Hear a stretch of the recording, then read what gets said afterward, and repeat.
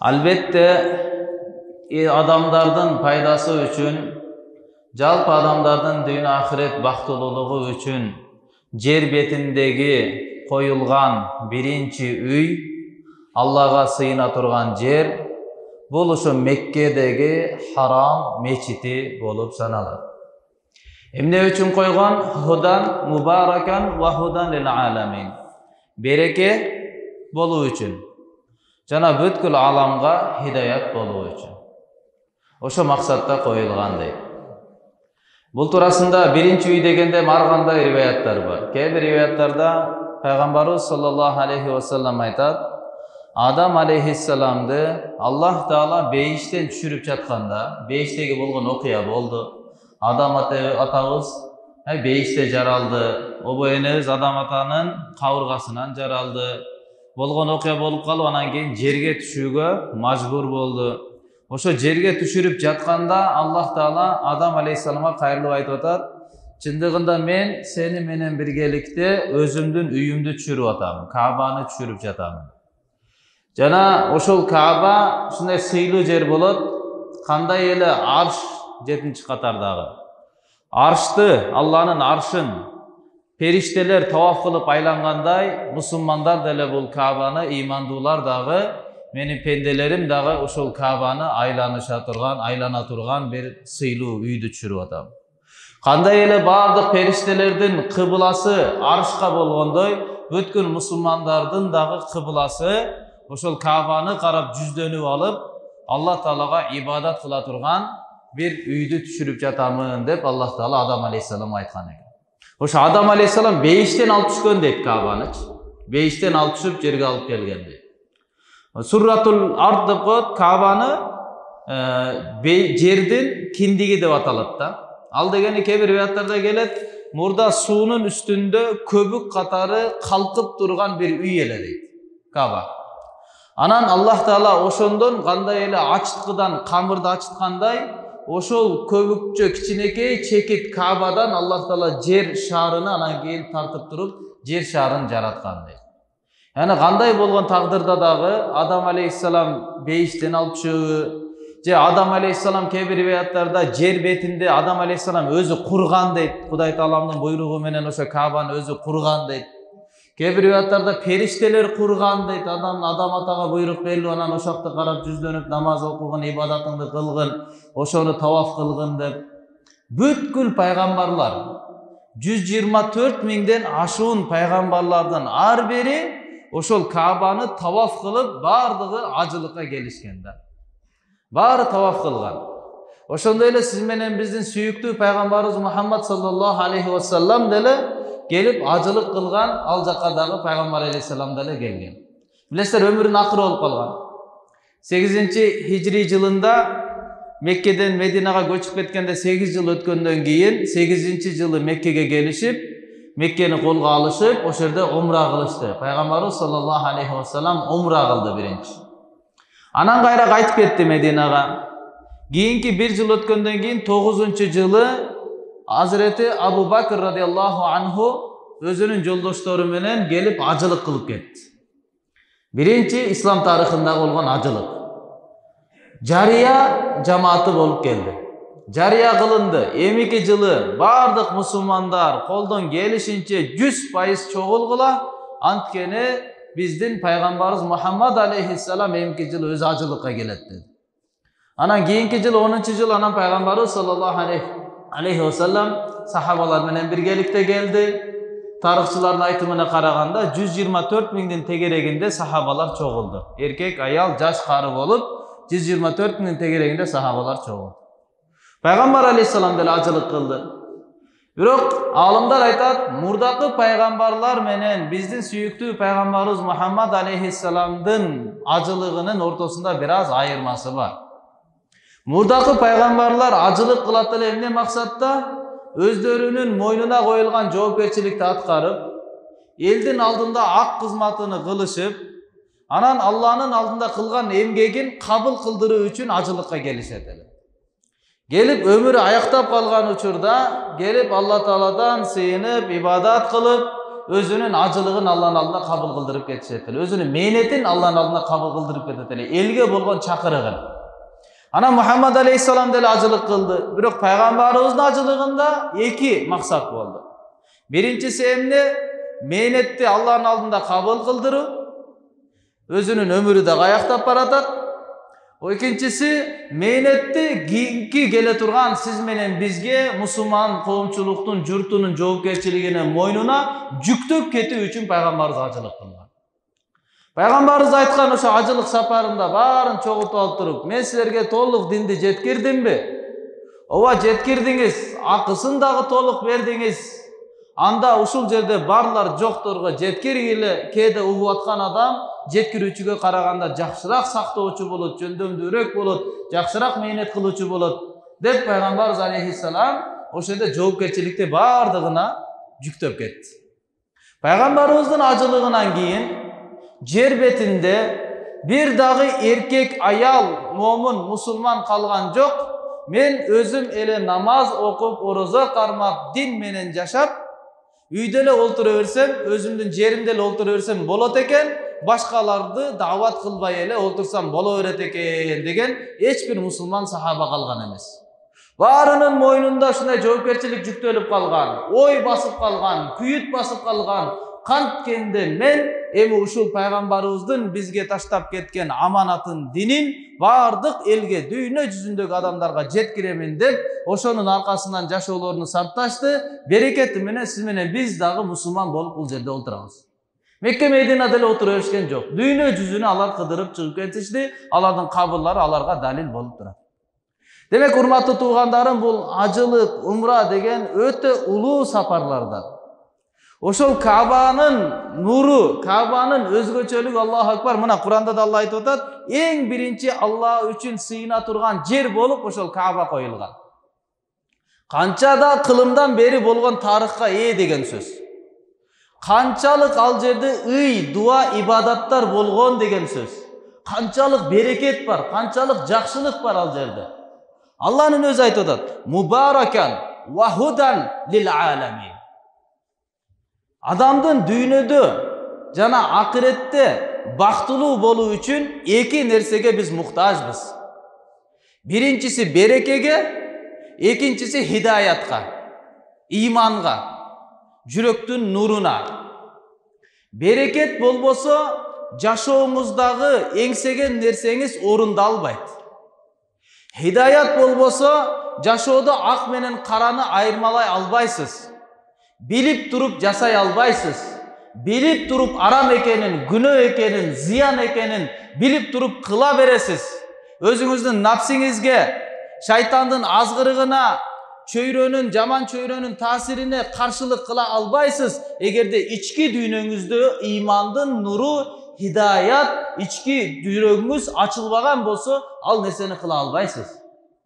Билесиз, 5 маал күндө парз экендигин окубайсыз. Жумага эле келип коюп, же багымда куптан окупай эле жүрө бересиз, өзүңүздү эс алдырып. Жумага барып атамын го, багымда окуп атамын го деп коюп. Билесиз, 5 маал парз экендигин.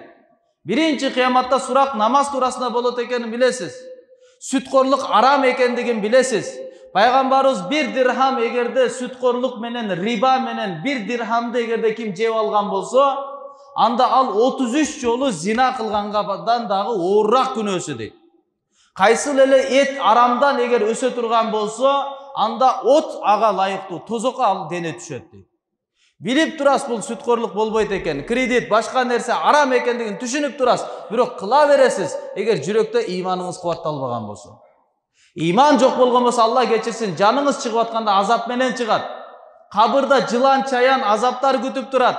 Кыяматтан чыкканда шермендечилик тозоктун түйүндө азап күтүп турат. Эмне үчүн? Ички дүйнөңүздө имандын нуру болбогондук себептен. Дүйнө жана акыреттеги бизге эң керектүү нерсе бул ден соолук эмес, байлык эмес, аял бала чака эмес, үй, жумуш, кесип, мансап эмес. Эң керектүү нерсе береке менен хидаят бизге керек. Бир адамдын эчтекеси жок, бирок жүрөктө иманы бар. Алланы таныйт, Алла айткандай жашайт, бирок банкрот болду, жоготууга учурады, ден соолугу кетти, кол буту кесилди, өмүрү бүттү, Öldü, dünyadan gitti, eştekesi yok. Bирок түбөлүккө рахатка кетти. Senin жүрөгүндө иманы бар. Allah'ını tanıgan. Bağ tapkan derseniz байлыктын эң чоң байлык sizde болsun. Эң чоң маңсатта siz иштеп жаткан болуңуз. 4 ayalınız болsun, ар биринен 10 балдарыңыз, уулдарыңыз, кыздарыңыз болsun. Бирок эгер жашоодо береке болбой турган болсо, алардын биринен дагы рахат таппайсыз. Балдарыңызда береке жок, балдарыңыздан рахат келбейт. Байлыгыңызда береке жок, аз болсун, көп болсун, ал аркылуу сиз эңсеген нерсе орунду албайт. Иш бүтпөйт, жүрөккө тынчтык келбейт. Жүрөккө тынчтыктын келүүсү нерселерге байланган эмес, берекеге байланган. Качан жашоодо береке боло турган болсо, адам жашоосу маселеси бүтөт. Бир адам Кудай Таалама кайрылып алып дуа кылып атат: "Я Алла, сен мага берген рызкыңдын ичинде мага береке берчи." Рызкы деп шариат термининде иштетилгенде майюгазил инсан адамга азык болуп, адамды азыктандыра турган нерселерге иштетилет. Бирок сөздүк мааниси жалпы, рызкы деп бардык нерсени айта берет. Сөздүк маанисин алганда тамак аш деле рызкы, кийим кече деле рызкы, досуңуздун болуусу да рызкы, сиз бирөөгө дос болуп алганыңыз дагы рызкы, ден соолук дагы рызкы, тынчтык дагы рызкы, үй бүлө, бала чака, бир тууган, жакшы кошуна баары рызкыга кирет. Кудай Тааламдан дуа кылып атат: "Ошо берген рызкыңда мага береке берчи, я Алла. Балдарым берекелүү болсун, тапкан тутканым берекелүү болсун, ден соолугум берекелүү болсун." Канчалардын ден соолугу бар, канчалардын жөндөмү бар, акылы бар, таң каласың карап отуруп. Бирок каяка иштеп атканын түшүнбөйсүң да. Каяка ошол жөндөм иштеп атат, кай жака сарпталып атат. Бир курсактын гамынын, күйүтүнү, бир курсакты, ашказанды толтуруш үчүн күнү түнү ошонун аракетинде. Бир байке айткандай, Россиядан келип, оңолуп намаз окуп калды да. Эмне себеп болду десе, Россияга кетип атам дейт, поездда. Мурда жылдар. Кетип атсам, алдыбызда дагы жаш бала дагы кетип атыптыр, бир үй бүлө. Кичинекей, аябай чырайлуу, нурлуу бала, аппак жүздүү, көздөрү бакырайган. Анан келип анан айтты дейт: "Ака деди дейт. Эмне болду десем, каяка кетиапсыз деди дейт. Каяка кетип атасыз деди. Мен айттым дейт: "Москвага кетип атабыз, чогуу кетип атпайлыбы" деп. Десем анан мындай карап туруп, ошончо Москвага үй бүлөңүздү, балдарыңызды таштап, колуну мындай кылды дейт да, кичинекей курсагыңызды толтуруш үчүн ошол жака кетип атасызбы деди дейт да.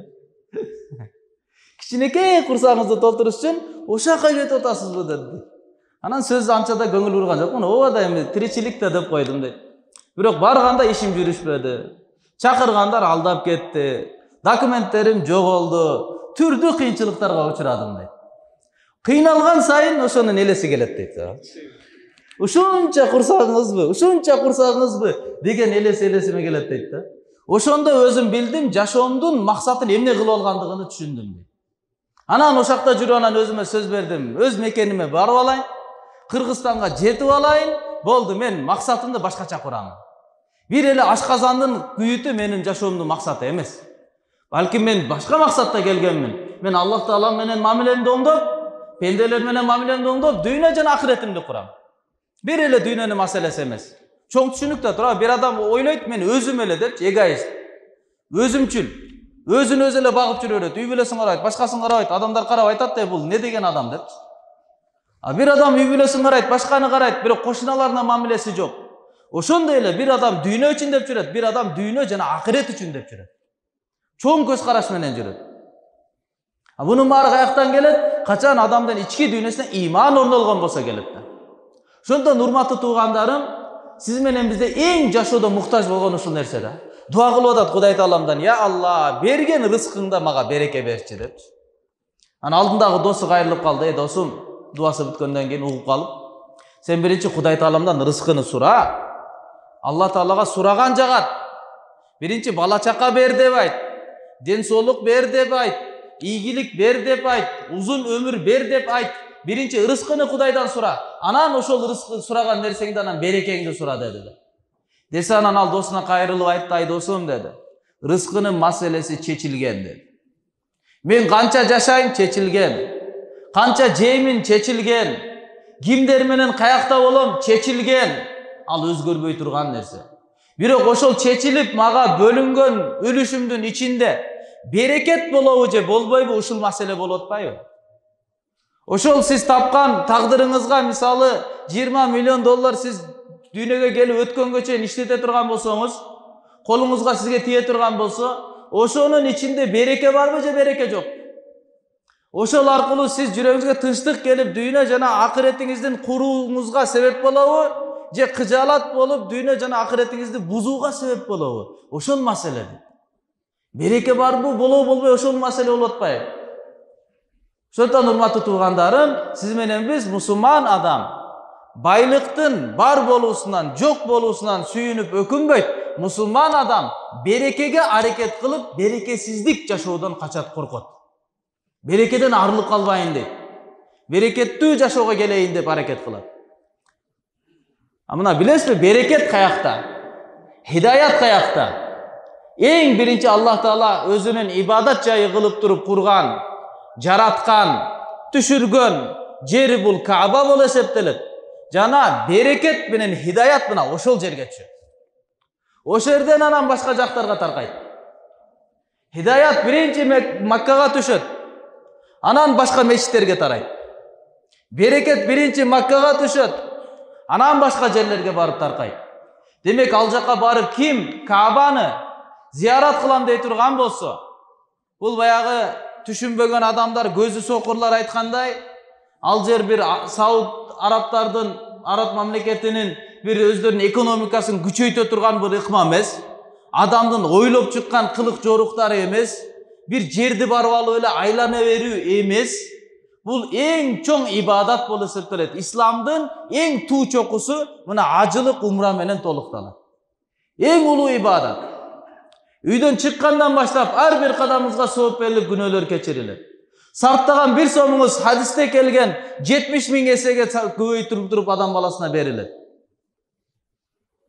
Ал жака барып туруп Меккеге барып намаз окуй турган болсоңуз, салатын фил масжидил харам афдалу мин 100,000 салатын фима сива. Харам мечитиндеги окулган намаз андан башка кайсыл жер болбосун, ал жердеги окулган намаздан 100 000 эсеге караганда абзелирээк, жакшыраак дейт. Ар бир намазыңыз 100 000ге көбөйөт, карасаңыз сооданы. Меккеде окуй турган болсоңуз, кээ бир риваяттарда 1000 эсе, кээ бир риваяттарда 50 000 эсе көбөйөт Меккеде, Мединада окуй турган болсоңуз, пайгамбарыбыздын мечитинде окуй турган болсоңуз. Канча деген ибадаттарды Аллах Таала коюп койгон. Бир хадисте келет, Аллах Таалага таандык ар күндүз, ар түндөсү Каабанын үстүнөн 120 өзгөчө Алланын мээрими, рахматы түшүп турат экен. Бул башка жерде жок. Мына Меккеге баргандар бардыгы билет. Каабаны көрүшүңүз менен бир башкача нерсе каптайт. Жөн эле көрдүңүз. Бир досубуз айтып берип атат, анын досу барган экен Каабага. Каабаны көргөндө намаз окубайт, дин менен мындай бекем мамилеси жок, эптеп-септеп жүргөн адам. Бирок ошол Каабаны көргөн учурда ушундай жүрөк толкунданып, жүрөк жумшарып, жүрөктүн жашы көздөн чыгып баштады. Үйгө келгенден кийин бир канча замана сүрөтү болобу, телевизордон болобу, Каабаны көрсө эле ыйлай берет да. Каабаны көрсө эле ыйлай берет. Себеби Каабага башка жерде жок өзгөчө Алланын мээрими түшүп турат. Бир адам жүрөгү мисалы ооруп калган болсо, операция кылдырайын деді. Кыргызстанда андай деңгээлде адис жок. Башка жерде андай деңгээлде адис жок. Алыс бир мамлекетте ушундай бир адис бар. Ошол эң оор болгон ошо жүрөгүңүздүн операциясын ошол кыла алат да. Ошол сыяктуу да. Бул жерде жүрүп жумшарбай жаткан жүрөгүңүз, оңолой албай жаткан болсоңуз, Каабага барсаңыз сөзсүз жүрөгүңүз жумшарат да. Кебирлер кыжалат болот. Мен өзүм 5 малга бекем болбосом, эптеп-септеп жүрсөм, күнөөлөр жашоомдо коштолуп жүрсө, ал жака ыйык жерге барып алып туруп эмне кылам? Жок, кийин барайын депчи. Жок, ошака барсаңыз анан кубатталасыз. Бензин жок боло турган болсо, каяктан машинаңыз жүрөт? Ички дүйнөңүз алсыз боло аткан болсо, каяктан бекемделесиз? Заправкага барсаңыз мына жерден бензин куясыз. Ошол жерге барсаңыз мына жүрөгүңүздүн ыйманын аласыз. Хидаят ошол жерде. Берекет ошол жерде. Allah'ın negizgi mehrimdүүлүgü, rahmatı mına ошо жерге түшүп турат. 120 өзгөчө Allah'ın mehrimi, rahmatı түшүп турат экен Кабанын үстүнөчү. 60'ы таваф кылгандарга берилет. Таваф кылат, айланат. 60 мээрим берилет. Жөн эле басып атасыз. Бирок жүрөгүңүз тазаланып атат. Тазалануу процесси жүрүп жатат. Ошо жерде туруп намаз окуп атасыз, харамдын чегинде. Анда 40 өзгөчө Allah'ın рахматы берилет.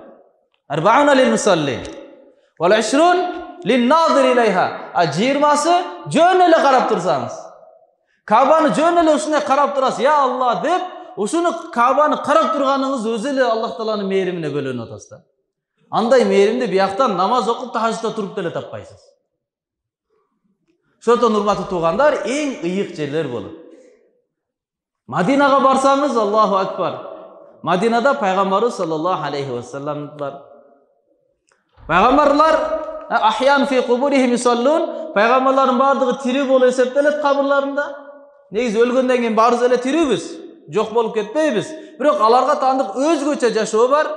Аллах Таалага ибадат кылып намаз окушат кабырларында. Ушу суроо болуп атса, устазыбызга бирөө сурап калды. Сабак болуп атканда. Пайгамбарлар намаз окуйт дейсиз устаз дейт. А кантип алар даарат, гусулду кантип алышат дейт. Деген суроо берип калды да.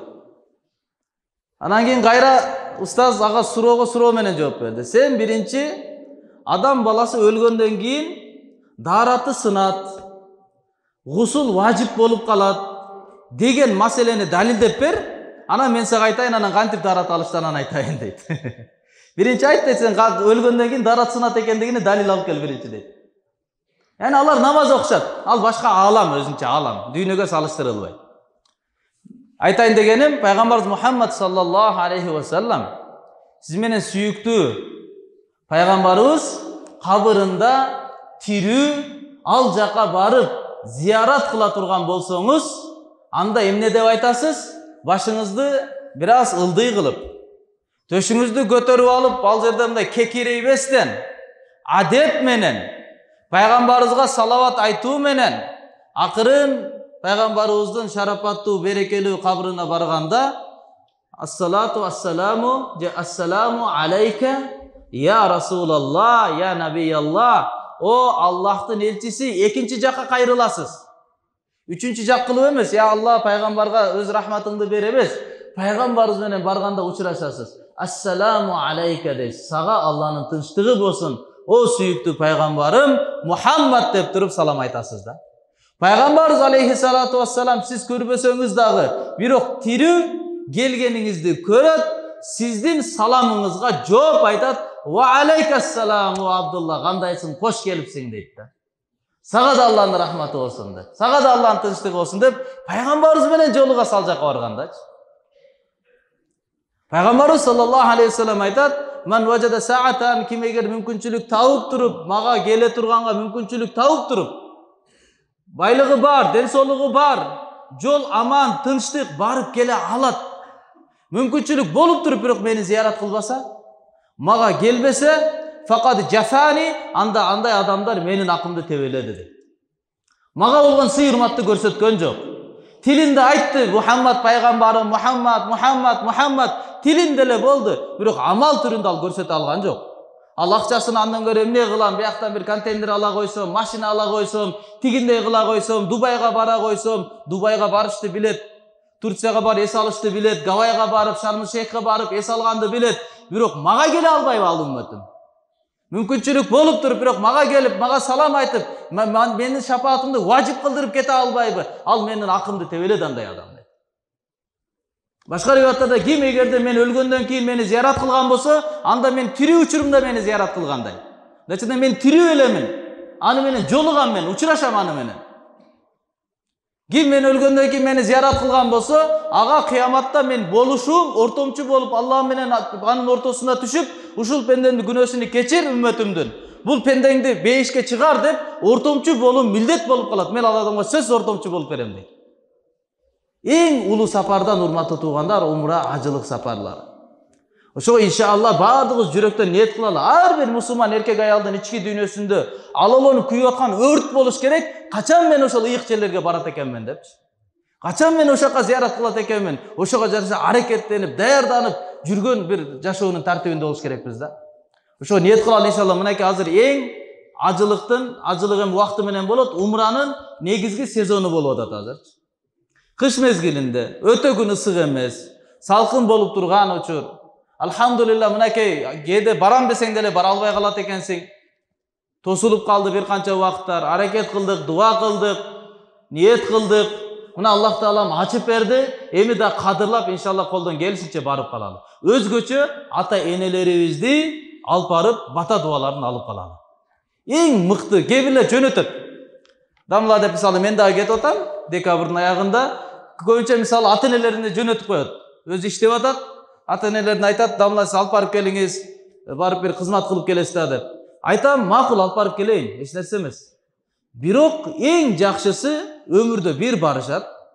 Ата энең сени жоктон дүйнөгө алып келген, ысык суук мисалы азырда өзүңүздүн балдарыңыз, кыздарыңыз болуш керек. Көрүп атасыз, баланы чоңойтуу деген кандай экен. Ошончо кыйынчылыктан улам өтүп туруп сени чоңойтуп койгон, жылдаган болгон курбанчылыктардын себебинен эми сен 10 күнгө ошо менен барып келгенине убакыт таппайсыңбы да? 10 күн барып кызмат кылып, өзүң бирөөгө тапшырып койбостон. Өзүң ошо коляскага салып алып ошо жерде чарчайт. Машакаттуу сапар. Олтургузуп алып ошо жерде Каабанын алдында, Харам мечиттин ичинде замзам суусу менен бутуну жууп, ажылыкта вафтулла, Алланын делегациясы, Алланын өзгөчө коноктору дуа кылса кабыл боло турган, сураса бериле турган, ата энеңдин сага болгон дуасы сөзсүз кабыл. Ошо жерде дуасын алып калбайсыңбы? Мындай мүмкүнчүлүк башка эч бир жерде берилбейт да. Ошондон урматтуу жаштар, кимдин ата энеси тирүү болгон болсо, агалар, энелер, достор, колдон келишинче аракет кылалы, ата энебизди өзүбүз алып барып кызмат кылып келели. Сөзсүз алып баралы. Өмүр түбөлүктө улана бербейт. Учур келет, дүйнөдөн өтүп кетет. Өкүнүп каласыз, бирок өкүнгөнүңүздүн пайдасы жок болуп калат. Ак батасын алып жашоомуздан өлгөнгө чейин ыраазы болуп жашайсыз. Мен ата энемди алып барганмын. Мен ата энемдин батасын ошол жерде алганмын деп. Дуа деген урматтуу туугандарым, бул алына турган нерсе эмес, дуа бериле турган нерсе. Дуа кылып коюң ата, дуа кылып коюң апа эмес. Ушундай ата энеңиз жүрөктөн сизге ыраазы болуп туруп, жүрөктөн ыраазычылык чыгат, мына ушуну ата эненин батасы деп коет. Же нааразы болуп ички дүйнөсү ушундай кыжаалат болот, нааразы кыласыз, бул ата эненин сизге болгон каргышы болот. Ошондон иншалла өмүрүбүз кыска, баардыгыбыз иншалла убактыбызды пайдаланып, колдон келишинче умра сапарларын иншалла аткаралы. Колдон келсе жыл сайын баралы. Пайгамбар алейхисалам кызыктырган. Табиу байнал хаджи вал умра. Ажылык менен умраны удама кылгыла. Анткени булар эң корккон нерсебиз. Кембагалчылык күнөө дүйнө ахиретиңизди бузат. Кембагалчылык жашооңузду кыйынчылыкка салат. Күнөө менен кембагалчылыкты жок кылып салат деген. Кандай эле от темирди тазалап салгандай. Ошондой эле ажылык менен умраны удама кылгыла. Башка хадисте бир умра экинчи умрага чейин ортодогу бардык күнөөлөрдү кечирет. Бул айткан хадистердин мааниси көп кылгандын аракетин кылгыла. Бир эле барып коюп жүрө бербегиле деген сөз. Масабатан, Куранда Аллах Таала айткан масаба, кайра кайта турган жер кылып койду деген Каабаны. Эмне үчүн харамды? Себеби анын маанисини Ибн Аббас радhiyallahu anh айтат, бул дегени бир барган адам бир барып коюп эле жүрө бербейт. Көрбөгөн бир адам көрүп келген 1000 арман дегендей, барып келгенден кийин ал жерде кайра баргыңыз келе берет. Кайра баргыңыз келе берет. Өзгөчө нур бар, берекет бар. Аллахым баарыбызга иншалла амал кылганга мүмкүнчүлүк берсин. Субхана раббика раббил иzzati amma yasifun.